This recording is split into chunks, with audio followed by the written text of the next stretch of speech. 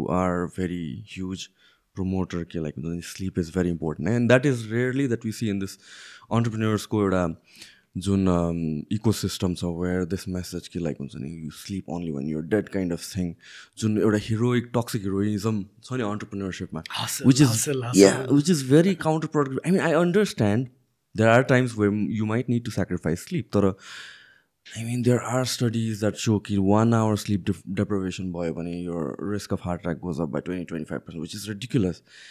Let's talk about that. How seriously do you take your sleep? Do you track everything? Oh yes. Firstly, the computer ko CPU la pani, if you see it and if you leave it on all throughout the day, at some point of the day the CPU is going to get heated off and going to shut off. Right. That's mechanics. That's machines. Us humans, we are built in a particular way where it is very, very important for us to get adequate. Our body needs adequate rest. Our adrenaline, and that has direct correlation with how our mental mood is, our spiritual mood is, the way we function, the way we react. Everything, I think, has a strong correlation of how quiet and at peace your body is, and that's directly linked to how well rested your mind is, right? It's your mind which is the engine driving everything. Me personally, I learned this very, very late. In fact, there was this incident again. I was in Hong Kong, and I had an opportunity of sitting next to this really, really well-renowned lady. Her name is Arianna Huffington.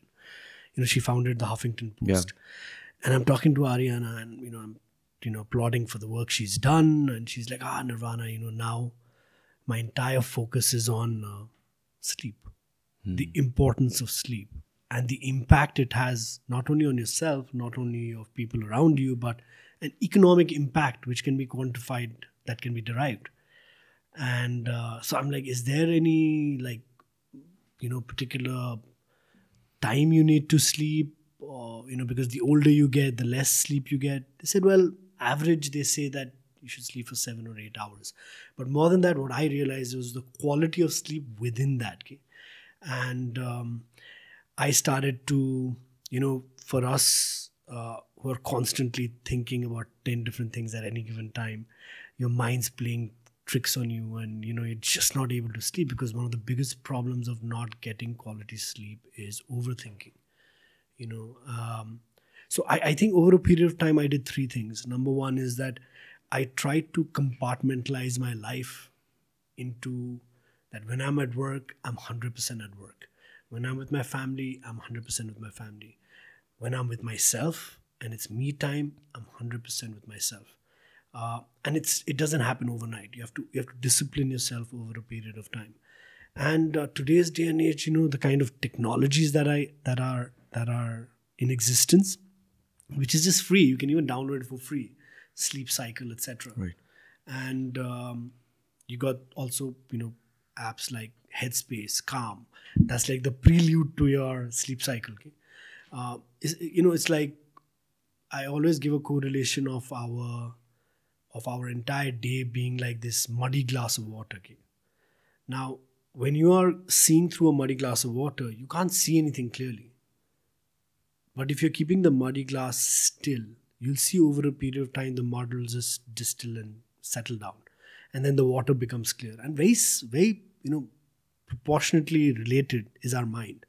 It's very important for us, our mind, to give it complete rest, complete clarity. My guru always says that when the mind is still, the universe will surrender. And I completely agree. I didn't agree 12 years ago. I thought that was too metaphorically speaking, but over a period of time, when you get into different techniques of meditation, when you get into different techniques of yoga, I mean, these are practices that's been there for thousands of years. Okay? We talk about intermittent ones only. Right. Whoa. Intermittent, now West has popularized it and has come up with intermittent as a term, and it's become a rage now, right? But in our part of the world, that's been happening for thousands of years. Exactly. And similarly with sleep, I think more than the number of hours, I think you need to be able to have a very good monitoring of the quality of sleep within the number of hours. Okay? And today you have technology and apps which you just put aside your bedtime or aside of your bed. I know only they're able to come up with a particular I think it's called the repetitive cycle. Yeah. Which talks about, okay, this is the time you went into half sleep and this is the time you went into deep sleep. And over a period of time, because of analytics, they're able to analyze why that happened. And then you start taking corrective action. Like, I'll just give you a small example. I drink a lot of water before going to sleep. So it's always at about 2:30, 2:45 that my eyes open up and, I'm probably in a subconscious mind whether I need to go to the restroom or not. So I just reduced my water intake and then my deep sleep went on by another 1 hour, 2 hours. You get up with a positive mindset and your entire day becomes positive. You get up with a mindset that, you don't have much sleep and then you become angry, right. and whole day becomes like that, because that energy is continuing with you. So sleep is very, very, very important. And you have, again, like I said, you have your smart watches, you have this thing called Aura Ring. You can do that, or even if you don't need technology, I think there are practices which I do. There's Sudarshan Kriya, and within Sudarshan Kriya, there's this particular breathing pattern called Vastrika. Mm-hmm. And it takes a little bit of time. So it's like,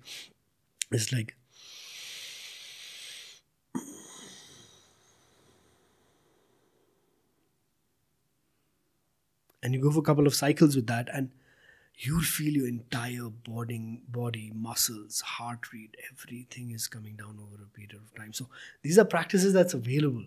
We just got to go and see what works for you.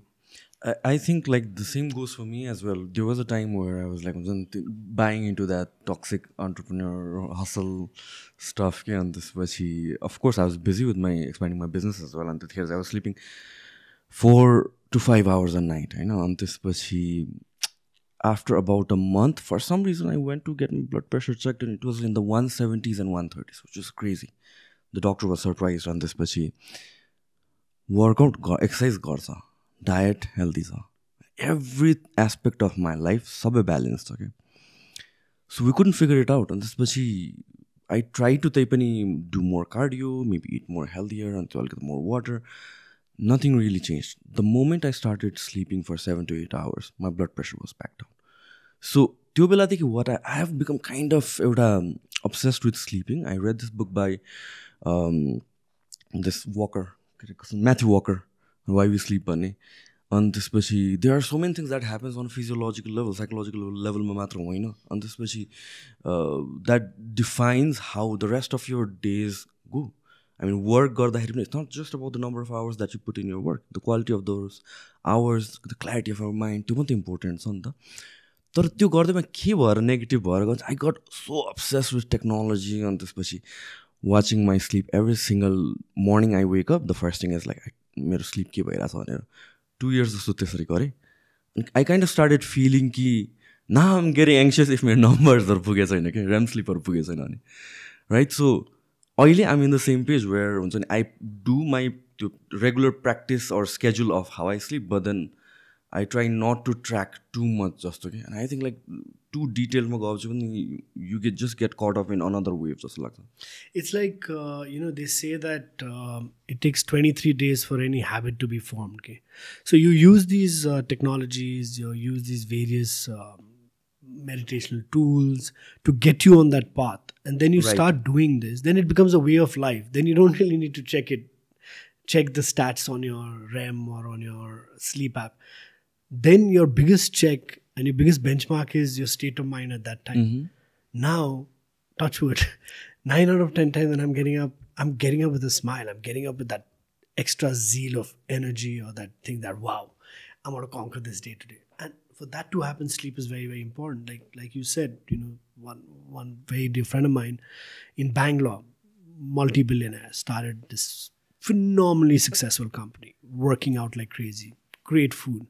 So go out every night, come back by 1, 2, sleep for 4, 5 hours, again start his day. Just, back in the days, you're hustling and that. I'm like, bro, that's not hustling. That's you slowly damaging your body little by little. I mean, a 2 days of not going to sleep statistically means it's equivalent to getting drunk by, I think, Right. Yeah. by a bottle of whiskey or something like that. It's equivalent to that the impact it has in your mind. Okay? So before you do anything, your mind needs to be still. Your mind needs to be clear. Only then you're able to see things clearly, make clear decisions. Your entire aura and your energy is just subdued. Okay? You're able to be in a happy place. Now just imagine if I came here, I'm like, I've just had such a rough night, all that. Frankly speaking, I won't do this. Right. I won't do this interview because I won't be in the right state of mind. Luckily, I had a decent sleep. And I'm so happy to be here. Thank you so much for inviting me.